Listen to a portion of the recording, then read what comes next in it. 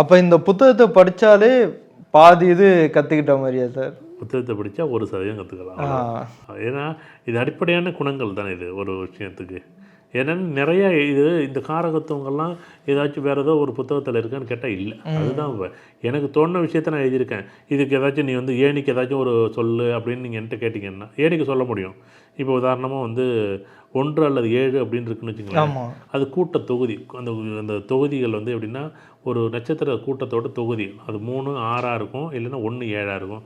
அவ்வளோ கூட்டம் இருக்குது. நமக்கு நட்சத்திரம்னு ஒன்று சொல்கிறோம்ல, அந்த நட்சத்திரத்தில் கூட்டம் கூட்டமாக தான் இருக்கும். நட்சத்திரம் ஒன்றும் தனியாலாம் இருக்காது.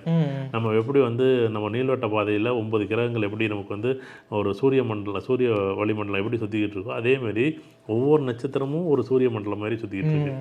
ஆனால் நம்ம என்ன நினைக்கிறோம், அஸ்வினி நட்சத்திரம் அப்படின்னு ஒன்று தான் சொல்கிறோம். அஸ்வினி நட்சத்திரத்துக்கு பின்னாடி 7 நிகழ்வுகள் பின்னாடி இருக்கான இருக்குது.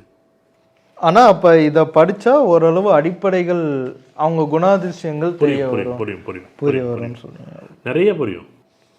இப்போ அதிலே பரிவாரங்கள் அப்படின்னு ஒரு வார்த்தை எழுதியிருக்கோம். ஆமாம், பரிவாரம். அந்த பரிவாரங்கள் அப்படின்னா என்னென்னா, ஒரு சாமி இருக்குன்னு வச்சுங்களேன்.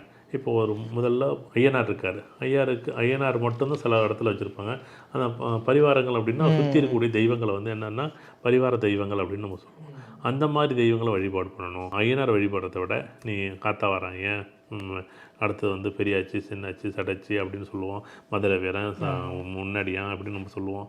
ராவுத்தர்னு சொல்லுவோம், குரங்குரத்தின்னு சொல்லுவோம், கருப்பசாமின்னு சொல்லுவோம், முனீஸ்வரன் சொல்லுவோம், மதுரை வீரன் சொல்லுவோம், நொண்டி வீரன் சொல்லுவோம். இந்த சாமியெல்லாம் நீங்கள் இந்த அஸ்வினி நட்சத்திரம் போகும்போது வழிபாடு பண்ணுங்கள். இன்னொன்று பேரழிவுன்னு போட்டிருக்கீங்க, அது என்ன சார்?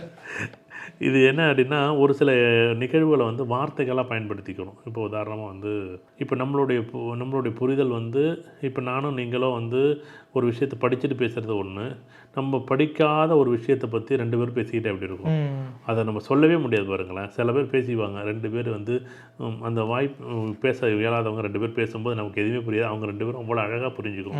அந்த மாதிரி தான் இதுக்கு ஒரு குணாதிசயம் இந்த அஸ்வினி நட்சத்திரத்துக்கு இருக்குது. அப்போ இவங்களுடைய நாலேஜ் எப்படி இருக்குன்னா, யாருக்காச்சும் அஸ்வினி நட்சத்திரம் கேது செய்ய போனுச்சுன்னா ஒரு சித்த நிலை எப்படி இருக்கணும் அப்படின்னா, நீங்கள் சொல்கிற ஒரு விஷயத்தை என்னால் புரிஞ்சிக்கவே முடியாது, புரிந்து கொள்ள முடியாத ஒரு பேரின்பம் அது. அதுக்கு தான் இந்த அர்த்தம்.